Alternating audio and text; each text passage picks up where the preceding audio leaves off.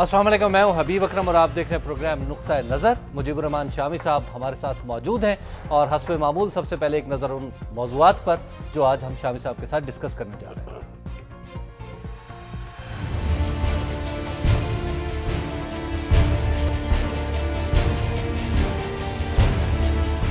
FATA میں فوج بھیجنے سے آگ اور خون کا کھیل شروع ہوا، اب ہمیں زخموں پر مرہم رکھنا ہے۔ چودھری نثار کی پریس کانفرنس۔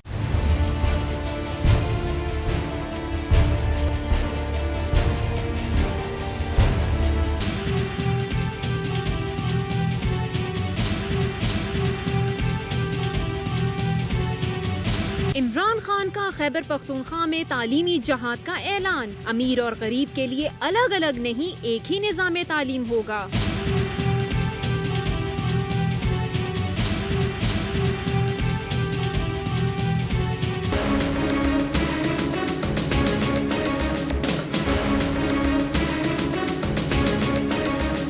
احساس مرحومی ختم کرنا ہے تو نئے صوبے بنائیں، الطاف حسین کا نیا مطالبہ۔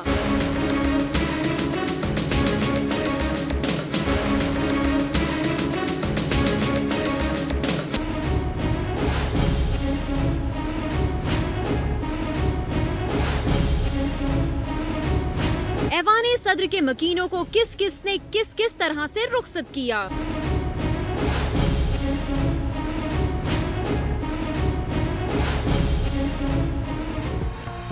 جی، آج سب سے پہلی خبر چودھری نثار علی خان کی پریس کانفرنس، جس میں انہوں نے کچھ ڈیٹیلز بتائیں اے پی سی کی جو کل ہوئی تھی، اور شامی صاحب جو انہوں نے تجزیہ کیا اور خبر نما تجزیہ ان کا، انہوں نے کہا جی کہ اصل مسئلہ تو فاٹا میں فوج کی موجودگی ہے۔ نہیں، موجودگی نہیں، بلکہ جب بھیجی گئی فوج اس وقت بہت سے لوگوں کا یہ کہنا تھا کہ فوج نہیں بھیجنی چاہیے ٹرائبل ایریاز میں، ٹھیک، کیونکہ قائد اعظم نے پاکستان بنتے ہی فوج کو ہٹا لیا تھا وہاں سے، اچھا، اور کہا تھا کہ یہ جو ہمارے قبائلی نوجوان ہیں، بہادر عوام ہیں، یہی ہماری فوج ہے۔ تو پاکستان کی فوج اس طریقے سے وہاں موجود نہیں رہی کہ یہ سمجھا جائے کہ ان بارڈرز کی حفاظت کرنی ہے ہم نے۔ اچھا، جو افغانستان کے ساتھ ہماری سرحد ملتی ہے اس کی حفاظت ہمارے لوگ کرتے رہے ہیں، قبائلی عوام کرتے رہے ہیں۔ وہاں فوج کو بھیجنا نہیں چاہیے تھا اس طریقے سے جس طرح بھیجا گیا، ٹھیک، اور اس کے بعد بڑی الجھنیں پیدا ہوئیں۔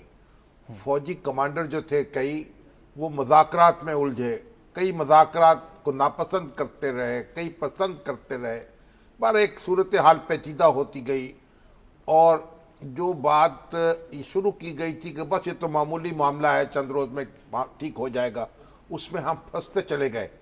اور اب بھی یہ ضروری ہے کہ ایسا وقت آئے کہ وہ سرحد جو ہے اس کی حفاظت وہی لوگ کریں جو کہ 60 سال سے کرتے چلے آ رہے ہیں۔ یعنی گویا ابھی وہ وقت نہیں ہے، آئے گا۔ اچھا، دوسرا شامی صاحب ایک بات ہو رہی ہے کہ جناب میڈیا کے اوپر غیر معمولی انہوں نے کہا جی کہ میڈیا نے بڑا رول پلے کرنا ہے اور ایک خبر جو ہے پورے معاملے کو سیبوٹیج کر سکتی ہے۔ یہ بات تو درست ہے، جس طرح خبریں چلتی ہیں۔ اب جیسے یہ خبر آ گئی کہ جناب ذوالفقار صاحب جو ہیں چیمہ صاحب، ان کو آئی جی مقرر کر دیا گیا، اور شعیب صدیقی صاحب جو ہیں ان کو آئی جی اپنا چیف سیکرٹری مقرر کر دیا گیا، اور خبر ایسی کہ وزیر کہیں ڈسکس ہی نہیں ہوئی، یعنی وزیر اعلیٰ جو ہیں وہ خود موجود ہیں وفاقی کابینہ کے اجلاس میں، کوئی ڈسکشن نہیں ہوئی، ٹھیک، کسی نے نام تک نہیں دیا۔ ہو سکتا ہے کسی نے کوئی پرائیویٹلی کوئی بات کہیں تجویز پیش کر دی ہو کسی کو کانوں کان، مگر اس کا یہ مطلب تو نہیں حکومت نے فیصلہ کر لیا۔ تو جب فیصلہ نہیں ہوا، غور نہیں ہوا، خبر چلا دی گئی، اور اس کے بعد پھر جناب ہمارے سیاستدان بھی میدان میں اتر آئے۔ شرجیل میمن صاحب، اچھا، اور اب دیکھیے وہ خبر تردید ہو چکی، جھوٹی تھی، لیکن میں دیکھ رہا ہوں میڈیا میں ہم ڈسکس کرتے چلے جا رہے ہیں اس کو، اور بہت سے ہمارے بھائی بند جو ہیں وہ یہ کریں گے گویا واپس لیا گیا فیصلہ، اس طرح کر رہے ہیں۔ تو ہم آخر کرنا کیا چاہتے ہیں؟ ہماری بہت ذمہ داری، اس لیے قرآن نے کہا، قرآن کریم نے کہا کہ اگر تمہارے پاس کوئی فاسق کوئی خبر لایا کرے تو اس کی تصدیق کیے بغیر آگے نہ پھیلایا کرو۔ ٹھیک، मैं तो समझता हूं कि जो हमारा मीडिया है उसमें फासिक तो होने ही नहीं चाहिए किसी इस्लामिक स्टेट में। लेकिन शामिल ऐसे लोग होने चाहिए जिनकी दयानत पर, जिनकी सदाकत पर आप भरोसा कर सकें, और उनको चाहिए अच्छी तरह तस्दीक करें। एक छोटी सी खबर से, एक छोटी सी माचिस की तीली है ना, उससे जंगलों को आग लग जाती है। अभी देखे अमेरिका के जंगल जो थे, अब भी चल रही है आग वहां, हफ्तों लग गए, आग नहीं बुझ रही। तो हमारी जिम्मेदारी जो है, सियासतदानों को भी जिम्मेदारी का एहसास करना चाहिए और हमें भी करना चाहिए। जी शाम साहब, अभी खबर आ रही है कि जनाब जो तालिबान है वो कोशिश कर रहे हैं कि एक कमेटी बनाएं, 10 रुकनी कमेटी बनाएं, फिर अपने मुतालबात पेश करें। एक मुतालबा आ रहा है कि जनाब फौज को फाटा से हटा के FC को लाया जाए। देखिए, ये तो मुज़ाकरात जो शुरू होंगे, बहुत से मुतालबात हो सकते। पाकिस्तानी फौज जो है वो तो पाकिस्तानी हुकूमत ने तैनात करनी है ना। ठीक, कोई किसी मैंने और आपने तो फैसला नहीं करना, तो रियासत उसका फैसला करेगी। अगर हालात दुरुस्त होंगे तो फौज को क्या शौक है वहां जनाब खून में नहलाने का अपने आप को। ठीक है, अगर हालात दुरुस्त होंगे, ये सब लोग हथियार रख देंगे, नॉर्मल जिंदगी जो है वो बसर होना शुरू हो जाएगी, फौज भी वापस चली जाएगी जहां से आई थी। ठीक है। और दूसरा शामिल साहब, जो मुल्ला अब्दुल गनी बिरादर के हवाले से बात हो रही है और उस दीगर तालिबान की रिहाई के हवाले से भी बात हो रही है, कह रहे हैं कि इनका भी कोई लिंक है मकामी तौर पे। कहते हैं उनका लिंक देखें ना तो तालिबान का हिस्सा है, लेकिन अब यह कि वो वहां जाएंगे, क्या रोल अदा कर सकेंगे, क्योंकि जो करज़ई हुकूमत भी कहती रही है कि उन अफगान तालिबान को रहा किया जाए, उनके रहनुमाओं को, उनका ख्याल है कि वो ज़्यादा मुफीद हो सकते हैं मज़ाकरात में। आप तालिबान से उनके क्या जो मौजूदा क़यादत इस वक्त मैदान में है, उनके साथ इस वक्त उनके कैसे ताल्लुकात हैं, ये सारी चीज़ें हैं। और ये भी मैंने सुना है कि उनको शायद तुर्की में या सऊदी अरब भेज दिया जाए कि वहाँ वो क़याम पजीर हों कुछ अरसे के लिए, और ये भी हो सकता है कि आप उनको आज़ाद छोड़ दें। लेकिन देखिए, अभी इस बारे में कोई वाज़ेह पॉलिसी सामने आई नहीं है। और कराची में कामयाबी के दावे के बारे में क्या कहते हैं? देखिए, मेरी बात सुने कि चौधरी निसार साहब ने जो अपनी प्रेस कॉन्फ्रेंस में एक बात बड़ी दिलचस्प कही कि कियानी साहब से मंसूब ये फिक्रा जो है गर्दिश कर रहा था कि उन्होंने कहा कि मीडिया के गैर जिम्मेदार के जी कुछ सहाफ़ियों ने गैर जिम्मेदारी का सबूत दिया। उन्होंने कहा कि सहाफ़ियों का लफ्ज़ ही नहीं इस्तेमाल किया उन्होंने। कुछ अनासर तो गैर जिम्मेदार हो सकते हैं, हमें एक तो अपने बारे में भी मोहतात रहने की ज़रूरत है। ठीक, और इतना टची होने की ज़रूरत नहीं है। ठीक, अभी हमारे जो कामरान शाहिद साहब इंडिया से आए हैं ना, जी, और तशरीफ़ ले गए थे, बहुत कुछ काम किया उन्होंने वहाँ, लेकिन एक वो सेमिनार कराना चाहते थे वहाँ सार्क यूनिवर्सिटी में, लेकिन जो मुतलका हुक्काम थे उन्होंने इजाज़त नहीं दी। तो सेमिनार, ओपन सेमिनार नहीं हो सका पाकिस्तान और हिंदुस्तान के ताल्लुकात पर या सार्क के मामलात पर, बिल्कुल उनकी ख्वाहिश के मुताबिक। ठीक, ये जमहूरियत है बहुत बड़ी, सबसे बड़ी जमहूरियत समझी जाती है। तो एक ये डिसिप्लिन जो है वो जमहूरियत की जिद नहीं है, उसका खासा है। हमें भी अपने आप को डिसिप्लिन करना होगा। ठीक है शाम साहब, एक ब्रेक का वक्त आ गया और ब्रेक के बाद हम फिर कराची पर भी बात करेंगे कि वजीर दाखिला क्या कहते हैं, उस पर बात होगी। आप देखते रहिए नुक्ता नजर।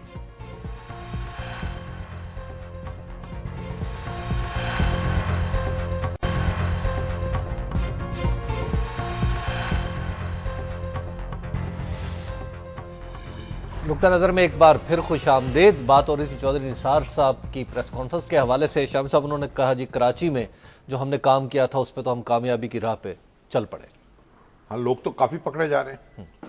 और अब देखिए, आप देखिए असल में कानून में भी ये तरामीम होनी है, रेंजर्स के इख्तियारात में भी इजाफा होना, उस पर कमेटी जो कायम हुई थी वो काम कर रही है अभी तक। जी बिल्कुल, जाहिद असलम वाली, नासिर असलम जाहिद साहब जो हैं जस्टिस साबिक। तो अब ये सारी तरमीमात कानून में हो जाए, लॉ ऑफ एविडेंस इम्प्रूव हो जाए, फिर अदालतें अपना काम शुरू कर दें और लोग पकड़े जाएं, धड़ाधड़ उनको सजाएं हों, वो कैफरे किरदार को पहुँचें, तो इंशाल्लाह हालात बेहतर से चले जाए। लेकिन जहाँ एक कड़ी भी खराब होगी, सारा किया धरा जाए उसे पानी पे सबसे पहले कौन सी कड़ी खराब होने का इम्कान है? सबसे पहले कड़ी तो खुद हुकूमत की खराब होने का इम्कान है। अच्छा, इसलिए कि पुलिस जो है बहरहाल उसको ठीक करना है। आप हमेशा के लिए तो पुलिस को बेदखल नहीं कर सकते। ठीक, पुलिस को दुरुस्त करना है, उसको ट्रेन करना है, उसको इक्विप करना है। अब रेंजर्स को जो है उसको नए इख्तियारात देने हैं, उनको उनके पास देखिए ना प्रोसिक्यूशन का, इन्वेस्टिगेशन का तजर्बा तो नहीं उनके पास, उनको बहुत सा काम इस पर करना होगा। फिर वो पुलिस के काम आ सकते हैं वो अदारे जो बनाए जाएंगे। तो ساتھ ہی ساتھ جو حکومت کو کام کرنے جو وزارت داخلہ کو اور وزارت اطلاعات کو بھی کہ ان کو جو لوگوں کو اسسٹ کرنے کا اور ان کو انفارم کرنے کا کام جو ہے نا وہ جاری رکھنا چاہیے چوکسی کے ساتھ. اگر میں کوئی خبر یا کی تصدیق چاہتا ہوں یا تردید چاہتا ہوں 24 گھنٹے بندہ اویلیبل ہونا چاہیے. ٹھیک. اسی طرح وزارت اطلاعات ہے, وزارت داخلہ ہے. یہ نہیں ہو سکتا کہ جناب معلوم ہو کہ وزیر داخلہ جو ہے ان کا تو ٹیلی فون ہی بند ہے تو موبائل استعمال نہیں کرتے, اور کوئی بات جو ہے وزیر داخلہ سے ہونی ضروری ہو. چلیے موبائل استعمال نہیں کرتے نہ کریں, لیکن ان کا کوئی ایسا لنک ضرور ہونا چاہیے کہ جہاں ان کو میسج دیا جا سکے اور ان سے بات کی جا سکے. اسی طرح وزیر اطلاعات ہیں اور اسی طرح ان کے اسپوکس مین ہیں. بالکل. تو یہ بھی بہت ضروری ہے. میڈیا کے ساتھ تبادلہ خیال کریں, اعتماد میں لیں, تو انشاءاللہ معاملات جو ہیں وہ قابو کیے جا سکتے ہیں. اگر آپ میڈیا سے کوئی بات ہی نہیں کریں گے, اسے اعتماد میں نہیں لیں گے, تو پھر کہیں گے جناب ہم اپنی جگہ روتے رہیں گے, وہ اپنی جگہ روتے رہیں گے, شامی صاحب اور پھر مل کے ہم دونوں کو رونا پڑے گا. شامی صاحب کراچی کے معاملے میں ایک پرولونگڈ لمبے عرصے تک پولیٹیکل سپورٹ جو اس وقت مہیا ہے وہ مل سکتی ہے؟ دیکھیے لوگوں کی سپورٹ ملتی چلی جائے گی. ابھی چودھری انصاری علی صاحب نے کہا نا کہ ایک دن ایسا بھی گزرا ہے کہ کوئی ٹارگٹ کلنگ ہوئی نہیں. تو اب اگر یہ بھتہ خور جو ہے, بھتہ خور تو جگہ جگہ پھیلے ہو بھائی, یہ تو بھتہ خور تو اب پنجاب میں بھی دمکا رہے ہیں لوگوں کو. شہباز شریف سے میری بات ہوئی, انہوں نے بھی کہا کہ ہم ابھی فوری طور پر ان کو اریسٹ کرنا ہوگا. بھئی آپ جب ریاست کی مشینری کمزور ہو جائے اور لوگوں سے ٹیکس وصول نہ کر سکے اور ان کو پروٹیکٹ نہ کر سکے, تو پھر یہ پرائیویٹ لوگ ہی آئیں گے نا آگے. اب میں آپ کو دلچسپ بات بتاؤں, ہمارے دوست ہیں شوان اپل صاحب, وہ کنسلٹنٹ ہیں, یہ بڑے ایک فاضل آدمی, جوائنٹ سیکرٹری رہے حکومت پاکستان کے. یہ اپنی مختلف لگائی جاتی نہیں جو آپ کی انڈسٹری, اس کو وہ اس کے کنسلٹنٹ ہیں انڈسٹریز کے لگانے کے سلسلے پروجیکٹس بنانے میں. اخبار میں ایک دن اشتہار چھپا, یہ 2-4 سال پہلے کی بات کر رہا ہوں مگر دور میں شہباز شریف صاحب کا تھا. اخبار میں ایک دن اشتہار چھپا کہ کنسلٹنٹ کی ضرورت ہے اور آپ ذرا اپنی اپلیکیشن فائل کریں, اور ایک بڑی کمپنی جو ہے اس کے لیے ایک بڑے کارخانے کے لیے 2 کارخانوں کے میں کتنا. اب انہوں نے مختلف کنسلٹنٹ سے دے دی درخواست, انہوں نے بھی دے دی. اب ان کو جناب یاد کر لیا گیا, انہوں نے کہا یہ جناب تبادلہ خیال کرنے کے لیے. ٹھیک. تبادلہ خیال کرنے کے لیے چلے گئے. جب وہاں گئے تو معلوم ہوا یہ سارا کاروبار تو جعلی تھا, ان کو وہیں دھر لیا گیا. اچھا. اور کہا 3 کروڑ روپے ادا فرمائیے واپس جانے کے لیے. سٹرینج. ان کی کمپنی نے جہاں وہ کام کر رہے تھے اور ان کے گھر والوں نے کس مشکل سے 3 کروڑ روپیہ دیا اور وہ رہا ہو کے آئے. اس کے بعد وہ ایک ایک گھر پہ گئے. میں بھی ان کو شہباز شریف صاحب کے پاس لے کے گیا تھا. اچھا. اور اس کے بعد آئی جی جو تھے طارق سلیم ڈوگر تھے اس وقت میرا خیال, وہ ان کے پتہ نہیں کلاس فیلو رہے تھے کہ دوست رہے تھے, لیکن جناب کوئی پرسان حال نہیں ہوا اور ان کے پیسے واپس نہیں ملے. چند روز پہلے وہ میرے پاس آئے اور انہوں نے کہا کہ یار میرے پیسے جو ہیں اللہ نے بڑی بڑی سن لی, کوئی صورت نکل آئی, کچھ نہ کچھ میرا نقصان پورا ہو گیا. میں نے کہا کیسے؟ انہوں نے کہا میں نے ایک اشتہاری جو ہے اس سے رابطہ قائم کیا. اچھا. اور وہ بھی پولیس کے کارندے کے ذریعے سے. واہ. اور ان سے طے کیا کہ 10% آپ کا ہوگا اور باقی ہمارا ہوگا. اپنی داستان غم سنائی. اس شخص نے 1.5 کروڑ روپیہ 2-3 ہفتوں کے درمیان واپس لے دیا. واہ. اور کہتے جی 50% نقصان پورا ہو گیا اور 50% ابھی پورا ہونے کی توقع تھی کہ پولیس مقابلے میں وہ اشتہاری مارا گیا. یعنی ان کا 1.5 کروڑ ڈوب گیا. پولیس کی وجہ سے بجائے اس کے ملتا ڈوب گیا. ٹھیک ہے نا, وہ نہیں, وہ تو اشتہاری تھا نا, مقابلے میں مارا گیا. اب ان کی وجہ سے پولیس نے حفاظت تھوڑی کر دی. اب آپ اندازہ لگا لیجئے, صرف میں نے ایک نمونے کا جس کا ایک ایک معاملہ جو ہے نا محفوظ ہے, اور وہ شخص یہاں لاہور میں موجود ہے اور ایک ایک تفصیل اس کی موجود ہے, اور بھتے کی اور جتنی وارداتیں ہیں ہمارے ارد گرد وہ بھی ہوتی چلی جا رہی. بالکل. کہیں پکڑے جاتے ہیں لوگ, نہیں پکڑے جاتے. کئی کتنے ہمارے جو ہے بھائی بند جو ہے وہ جناب لرزہ پر اندام میں بیچارے. تو شام صاحب اس ایڈمنسٹریٹو فیلئر پہ ایڈمنسٹریٹو فیلئر جو ہے آپ اس کو چوکسی کے ساتھ درست کرنا ہوگا. یہ تبصروں کی بات نہیں ہے محض, یہ حکومت کو پرفارم کرنا. پنجاب میں ابھی آپ حالات قابو میں لا سکتے ہیں فوری طور پر یہ کام کر کے, مگر پولیس جو ہے نا, پولیس نہ تو کسی دہشت گرد کو پکڑنے پر آسانی سے آمادہ ہوتی ہے, نہ کسی بھتاخور کو. پولیس کا کام تو یہ ہے کہ کارروائی ڈالو اور ٹرخاؤ اور جان چھڑاؤ. ٹھیک. تو شامی صاحب یہ جو انتظامی ناکامی ہے مجموعی طور پہ ہماری اسٹیٹ کی یا اسٹیٹ اپریٹس کی، اس پہ ایک بات کی الطاف حسین صاحب نے، وہ کہتے ہیں جی اس کا علاج یہ ہے کہ پھر آپ صوبے بنا دیں. اچھا، تو صوبے، اس کا مطلب یہ ہے کہ جو سب سے چھوٹا صوبہ ہمارا کون سا ہے؟ خیبر پی کے جغرافیے میں. تو وہاں حالات ٹھیک ہے؟ بالکل نہیں، وہاں تو نہیں. ٹھیک ہے. چھوٹے صوبے چھوٹے ہوں یا بڑے ہوں، ٹھیک ہے، نیچے اختیارات منتقل ہونے چاہیے. ٹھیک. یہ بڑے اور چھوٹے، یہ آپ کو بس انڈیا میں ایک یو پی کی جو آبادی ہے پورے پاکستان کے برابر ہے، ایک صوبہ ہے. ٹھیک. اور کتنے صوبے ہیں انڈیا میں جو ہمارے صوبوں سے بڑے ہیں. جی. تو یہ کہنا کہ چھوٹے صوبے کر دیں اور تو معاملات درست ہو جائیں گے. حقور چھوٹے صوبے بھی نااہلوں کے سپرد ہو جائیں گے اور مافیاز کے سپرد ہو جائیں گے، تو بڑے صوبے میں بھی تو پھر کوئی نہ کوئی پرسان حال ہو جاتا، چھوٹوں میں تو بالکل نہیں رہے گا. وہ تو کنویں بنا دیں گے. یہ ہمارے جو مافیاز ہیں ان کو، ان چھوٹے صوبوں کو تو کنویں کی طرح بنا دیں گے ہمارے لیے. اچھا، رونے والا بھی نہیں ہوگا ہمارے اوپر. لیکن شاہم صاحب وہ یہ کہتے ہیں کہ اس طرح ایک برابری کا احساس ہے کہ ایگالیٹیرینزم جو ہے وہ آئے گا. پہلی بات یہ ہے کہ اس ملک کا ایک دستور ہے. ٹھیک. اس میں صوبے ہیں اور صوبے نئے بنانے کا طریقہ کار درج ہے. ٹھیک. آپ اس صوبائی اسمبلی سے ریزولوشن پاس کروائیے 2/3 میجورٹی سے، اس کے بعد قومی اسمبلی سے پاس کروائیے، سینٹ سے پاس کروائیے اور نیا صوبہ بنا لیجیے. لیکن یہ اتنا آسان تو نہیں ہے. نہیں، آسان ہو یا مشکل، دستور میں لکھا ہوا ہے. تو وہ کہہ رہے ہیں اے پی سی بلا لیں. نہیں، اے پی سی کا کوئی تعلق نہیں، اس میں دستور میں لکھا ہوا ہے، اے پی سی کو بلائی جائے. اس میں دیکھیے، یہ تو ہم نے ہر معاملے میں یہاں ایک خلفشار پیدا نہیں کرنا. ابھی تو ہم نبٹ رہے ہیں لا اینڈ آرڈر کے مسائل سے. ٹھیک. پہلے ان سے نبٹ لیں اور پھر ایک کمیشن بن سکتا ہے. اس میں چاہیں تو اے پی سی کا کہتے ہو تعلق ہے، یہ ایمرجنسی کیا ہو گئی ہے اس میں. لیکن شاہم صاحب آپ دیکھیں نا، الطاف حسین صاحب نے فوج کا مطالبہ کیا کہ کراچی کو فوج کے حوالے کر دیں. نتیجے میں کسی اور طریقے سے کراچی کے حالات بہتر نہیں، مگر فوج کے ثبوت تو نہیں ہوا. تو دیکھیں، ان کے اس مطالبے کی تائید نہیں ہوئی اور خود ان کو بھی چپ رہنا پڑا کیونکہ لوگوں مختلف وجوہات تھیں. دیکھیے، فوج جو ہے، نواز شریف صاحب نے بھی کہا ہے نا کہ نیا ادارہ بنے گا اینٹی ٹیرر. ٹھیک ہے. اور اس ادارے کی ضرورت ہے تاکہ فوری طور پر اب رسپونڈ کر سکے. فوج کو انوالو کرنا خود فوج کے وقار کے خلاف ہے. ٹھیک.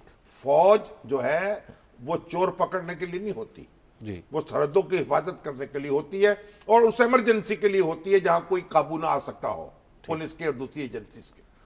فوج کا کام، فوج پر عوام کا اعتماد رہنا چاہیے.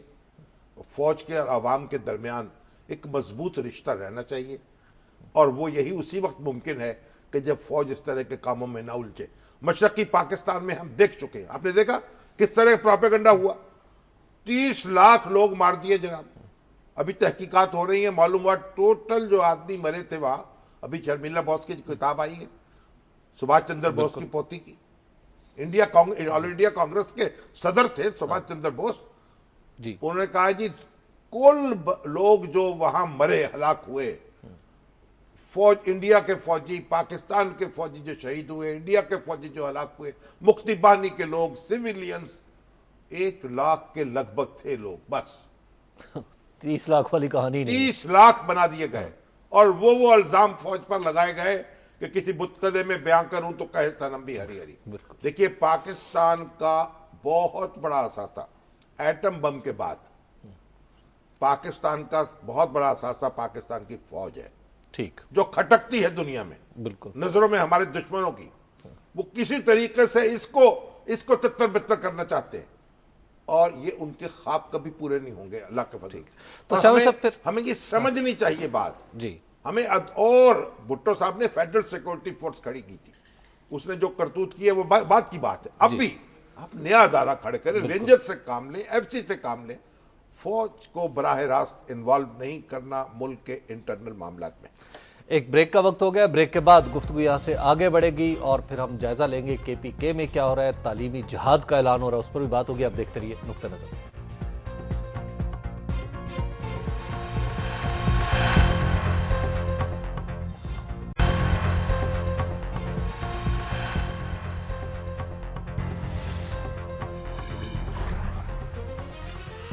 نقطہ نظر میں ایک بار پھر خوش آمدید شامی صاحب. جو کے پی کے میں ایک نئی انرولمنٹ ڈرائیو شروع ہو گئی اور بچوں کو اسکول میں نہیں جا رہے بچے ان کو اسکولوں میں داخل کرنے کی کمپین 26 لاکھ بچے 26 لاکھ بچے خیبر پی کے میں اس وقت ہیں جو اسکولوں میں جانے ہیں, ان کو جا نہیں پا رہے. بالکل. اور پنجاب میں تو میرا خیال 40 لاکھ 45 لاکھ سے زیادہ تعداد ہے ان کی.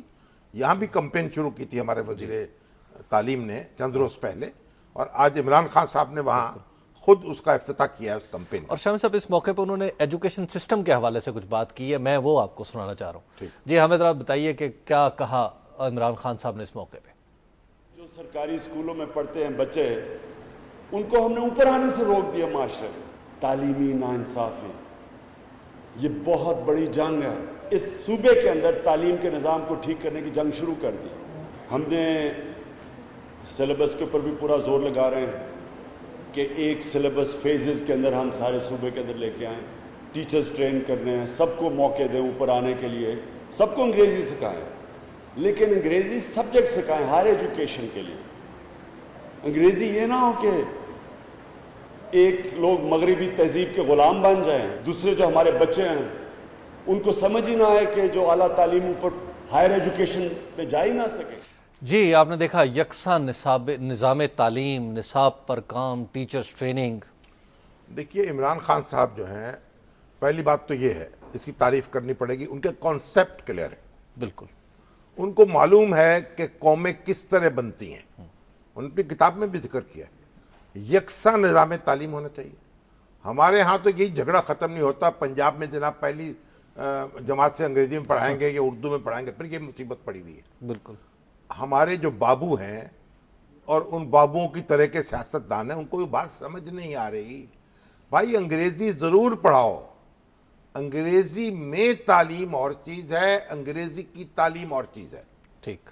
اور ہمارے پاس تو ٹیچر اردو پڑھانے والے نہیں ہیں, انگریزی پڑھانے والے کہاں سے لے آئیں گے. بالکل.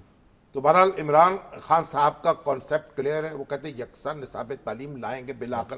مارچ سے وہ کہہ رہے ہیں بچے جو آہستہ آہستہ فیزز میں آئے گا, یہ اچانک نہیں آ سکے گا. ظاہر ہے. اور سارے بچے جو ہیں اسکولوں میں جائیں گے اور وہی کوالٹی ایجوکیشن بچوں کو ملے گی. اس وقت تو خیبر پی کے میں یہ صورتحال ہے کہ ایک ایک کلاس میں, پشاور میں ایسے اسکول ہیں کہ ایک آپ سمجھے کہ 1400-1500 بچوں کے لیے ایک اسکول, ایک ٹیچر ہے.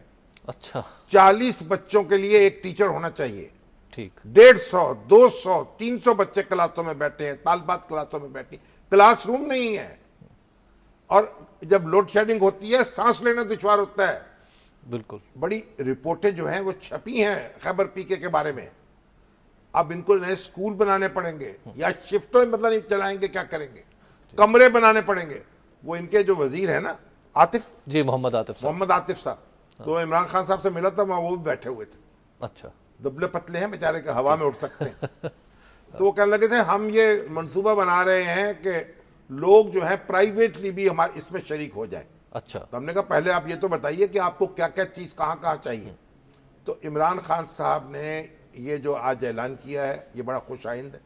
ٹھیک ہے. اور 2 دن پہلے انہوں نے یہ کہا تھا کہ یہ یتیم اور بیوائیں ہیں بالکل خیبر پی کے کی, ان کی فہرستیں تیار ہو رہی ہیں اور ان کے اعداد و شمار اکٹھے کیے جا رہے ہیں, اور یتیموں کی سرپرستی کرے گی حکومت اور بیواؤں کی دستگیری کرے گی. یہ بھی ایک بہت اچھی بات. بالکل. اور قانون سازی بھی کئی ہے, جو ایکسیس ٹو انفارمیشن آرڈیننس ہے, وہ کسی اس پہ گفتگو کریں گے تفصیل سے. جی. وہ بھی ایک اچھا آرڈیننس وہ لے کے آئے ہیں. بالکل. تو یہ بہت سے کام ہو رہے ہیں اور ان کو کرنے چاہیے سپیڈ کے ساتھ. تحریک انصاف خیبر پی کے میں جس طرح پرفارم کرے گی, وہاں جتنا گول ڈالے گی, ملک میں پورا میٹھا محسوس ہوگا. تو شام صاحب یہ جو ایجوکیشن کی ڈرائیو ہے یہ کیا دوسرے صوبے بھی اس سے کیوں لے سکتے ہیں؟ نہیں, دوسرے صوبے یہاں بھی تو شروع ہے. یہاں تو یار بات تو آج نہیں, جو یکساں نصاب تعلیم ہے, یکساں نصاب تعلیم یہاں تو تصور ہی نہیں ہے اس کا. ہم لپ سروس کرتے ہیں. آج میں گلبرگ گورنمنٹ کالج گلبرگ میں گیا, وہ چند سال پہلے وہاں 80 طالب علم تھے اور آج اللہ کے فضل و کرم سے 4,500 طالب علم تھے. وہ بڑی اچھی پرفارمنس ان کی. توفیق بٹ صاحب جو ہیں ہمارے ممتاز کالم نگار جو ہیں, بڑے صاحب طرز, وہ روح رواں ہیں وہاں کے.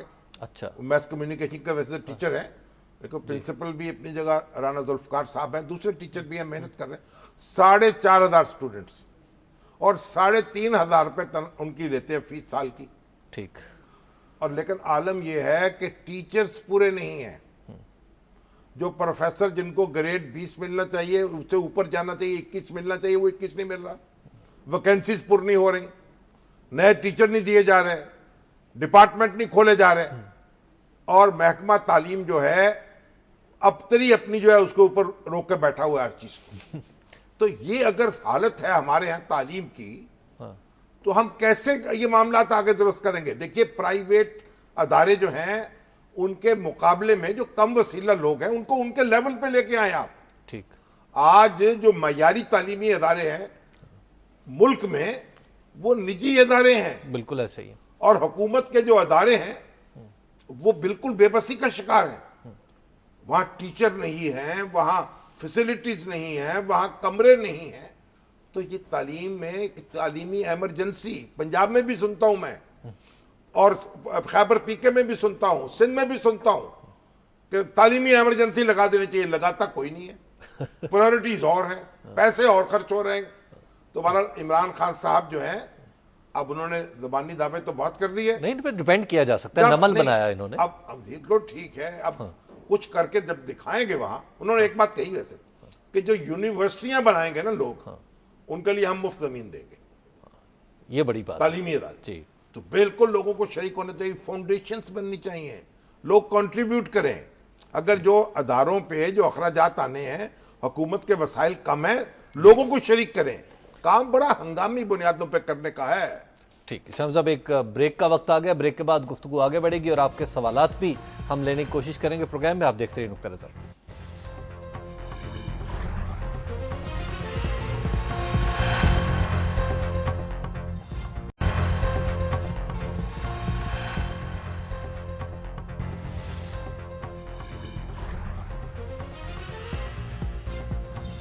ہم نے گفتگو کرنی تھی, جیسے آپ کو پہلے بتایا تھا, کہ کس طرح کس نے ایوان صدر میں مقیم مختلف صدور کو نکالا.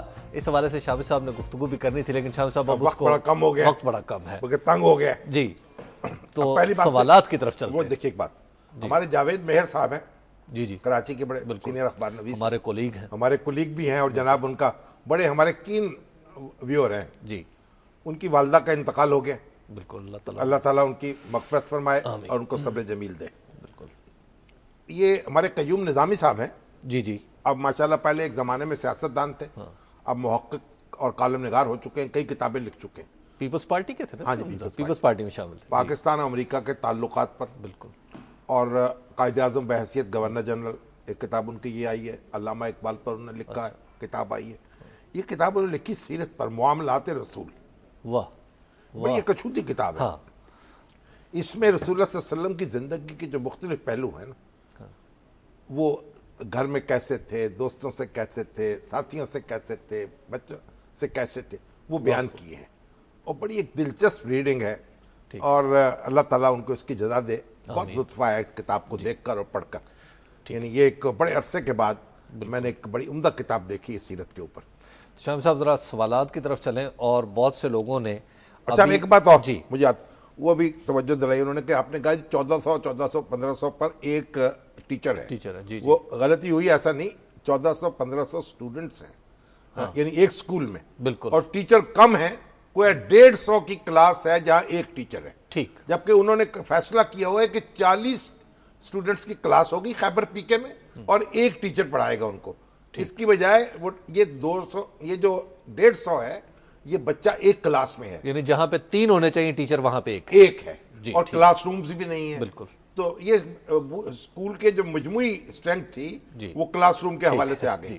اچھا شامی صاحب, ابھی آپ نے جو گفتگو کی طالبان, اور آپ کرتے رہتے ہیں کہ طالبان سے مذاکرات کے حوالے سے, تو شامی صاحب یہ آغا صاحب ہیں, آغا قمر صاحب ہیں جی, انہوں نے ایک بڑا دلچسپ سوال کیا ہے. وہ کہتے ہیں, آغا علی عباس یہ کہتے ہیں کہ شہید مذاکرات کریں ٹھیک, لیکن پھر شہید لوگوں کا کیا بنے گا جو دہشت گردی کا شکار ہو گئے.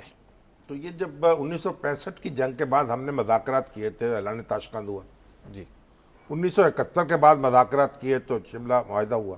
یہ تو غیر ملکیوں کے ساتھ ہے نا, ٹھیک. ابھی پرویز مشرف صاحب نے کارگل کا کارنامہ جو سر انجام دیا، اس کے بعد پھر آگرہ پہنچے گفتگو کرنے کے لیے. تو پھر شہیدوں کا کیا ہوا؟ یعنی گویا انجام مذاکرات ہی. نہیں، جب مذاکرات دیکھیے، شہیدوں کی قربانیاں اپنی جگہ ہیں. مذاکرات کا، مفاہمت کا یہ مطلب نہیں ہے کہ ان قربانیوں کو رائے گاں جانے دیا گیا. ان قربانیوں کی وجہ ہی سے تو ممکن ہوا ہے کہ ہم مذاکرات کر رہے ہیں. ٹھیک. تو دنیا میں ہر جنگ کے بعد مذاکرات ہوئے ہیں اور ہر قوم نے کیے ہیں. یہ کوئی انوکھی بات نہیں ہو رہی. اور یہ جو طالبان ہیں، ہم ان سے متفق نہیں ہیں، اور یہ لیکن یہ جو ہمارا حصہ تو ہے نا، ہمارا جو بچہ جو ہے جی وہ اگر وائلیٹ کرنے لگ پڑے ہمارے گھر کو تو دوسروں کا تو نہیں ہو جاتا، رہتا تو اپنا ہی ہے. اچھا، تو پھر جو ہمایوں مرزا صاحب نے ایک بڑا دلچسپ سوال کیا. انہوں نے کہا ہے جی کہ جناب پھر اگر مذاکرات کریں گے تو محترمہ بے نظیر بھٹو کے قاتلوں کا کھرا بھی تو وہیں پہنچتا ہے طالبان. دیکھیے، جو وہ تو پکڑے جا چکے ہیں اور ٹرائل ان کا ہو رہا ہے. جی اب محترمہ بے نظیر بھٹو کے وارثان اگر چاہیں تو ان کو معاف کر سکتے ہیں. ٹھیک. جیسے یہ شاہ زیب کی وارثان جو ہیں، ماں نے اور باپ نے معاف کر دیا ان قاتلوں کو. ویسے ایک نئی ڈیبیٹ چھڑ گئی ہے اور ایک نئی ڈیبیٹ چل گئی. لوگ پڑھتے نہیں ہیں. اب وہ کہتے ہیں کہ یہ انسداد دہشت گردی کا جو ایکٹ ہے اس کی دفعہ لگی ہوئی ہے، تو یہ یہاں تو یہ معافی مل نہیں سکتی. تو بھئی اس کام کا فیصلہ تو عدالت کرے گی نا، ہائی کورٹ کر دے گی. اگر نہیں ہو سکتی تو نہیں کرے گی. لیکن قانون جو ہے، یہ ہاہاکار مچانے کی کیا ضرورت ہے؟ پنجابی کا ایک محاورہ ہے، ماں نالو ہیجلی ففا کٹنی. جو ماں سے زیادہ پیار کرتی ہے نا، وہ ففا کٹنی ہوتی ہے، فریبی عورت ہوتی ہے. ٹھیک. تو ماں جو فیصلہ کرتی ہے اور باپ جو فیصلہ کرتا ہے، ان کو ہم دیکھیں. باقی قانون کی لڑائی ہے، قانون کے میدان میں کرتے رہے. لیکن شام صاحب، جب لوگ کہتے ہیں، لوگوں نے فیس بک پہ، ہمارے پیج پہ بھی آپ کی پہلی گفتگو کا ریفرنس سے لکھا ہوا ہے کہ جناب اس طرح تو پھر ہر جو زی دولت آدمی ہے وہ چڑھ دوڑے گا. تو آپ دیکھیے، اصل بات یعنی قرآن جو ہے وہ فتنے کو ختم کرنا چاہتا ہے. آپ تو قبائلی لڑائیاں جو ہوتی ہیں، ایک کے بعد ایک، ایک کے بعد ایک، ایک کے بعد کتنے نسل در نسل قتل ہوتے ہیں، خون ہوتا ہے. ایک آپشن دیا ہے اللہ تعالیٰ نے، اور اللہ تعالیٰ انسانوں کو زیادہ بہتر طریقے سے سمجھتا ہے. ٹھیک. ہم اللہ کی جگہ نہیں لے سکتے. ہمارے دوست غامدی صاحب، انہوں نے بھی اس میں کچھ مین میخ نکالی ہے. وہ سٹیٹ کو زیادہ رول ذرا دے رہے ہیں. نہیں، وہ دیکھیے بات یہ ہے کہ یہ ساری چیزیں عدالت کے فیصلہ کرنے کی ہیں. اور چاند کے معاملے میں تو غامدی صاحب کی یہی رائے ہے کہ اسٹیٹ کے ادارے فیصلہ کریں گے. تو ہمیں نہیں فیصلہ کرنا ایک جذباتی فضا پیدا کر کے اور عدالت کو گمراہ کرنا یا اس کو متاثر کرنا، یہ بھی کوئی اچھی بات نہیں ہے. نہیں، یعنی یہ عدالت کے پاس اختیار ہے کہ وہ شاہ زیب کے قاتلوں کی معافی جو ہے وہ اس کو عمل میں نہ لائے. دیکھیے، اگر وہ کہتی ہے کہ انسداد دہشت گردی ایکٹ جو ہے اس پہ لگا ہوا ہے، یہاں نہیں لاگو ہوگی، تو کر سکتی ہے. میں تو کچھ عدالت جو ہے مجھ سے پوچھ کے فیصلہ تو نہیں کرے گی. لیکن جو قرآن کریم نے جو ہمیں قانون دیا ہے، وہ قصاص کا قانون دیا ہے نا. جی بالکل. اور ابھی تو یہ جو ہمارے جو کئی این جی اوز جو ہیں وہ تو شور مچا رہی ہیں کہ جناب یہ سزا پھانسی کی اور قتل کی ہونی نہیں چاہیے، پھانسی کی، اور قتل کے بعد بس عمر قید دیں زیادہ سے زیادہ، اور یورپی یونین آپ کے بند کر دے گی، ٹریڈ بند کر دے گی. یہ سارے ہنگامے اٹھے ہوئے ہیں نا. بالکل. تو یہ مغرب سے شہ پا کے تو یہ اچھل کود کر سکتے ہیں ہمارے دانشور.